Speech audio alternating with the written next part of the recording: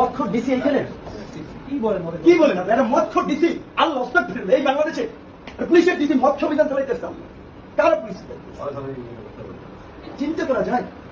আমি তো আপনি তো কথা বলতেছেন, উনি চালানোর মতো কি কথা বলতেছেন? এখানে মহিলা আছে না?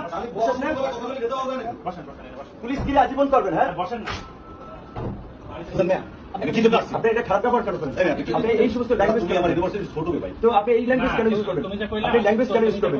ভাই তুমি যে কইলা হয়তো 5 বছরের ছোট আমাদের, তোমাদের যে বলা সুন্দর করে কথা বলতেছিলাম না কেন? হাসি খুশি যদি এখানে আসামি পাই দিলে কি হবে? আপনি নেন, আপনি আসামি না, আপনি খুঁজে আপনি যাইছেন যদি পাই দিলে কি হবে? আপনার যাইছে তাই করেন।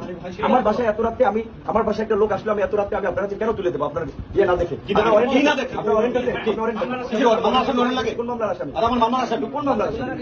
আগে ওদের বাবুদের নিয়ে বাবুদের নিয়ে কোন মামলার আসামি? রিভিউ করে তাকে আপনারা রিভিউ করে নূরে সমালোচনা করতে পারে, তবে একজন নুরুল হক নূর তৈরি হতে পারবেন না, জীবনেও না, কম্মিক কালেও না।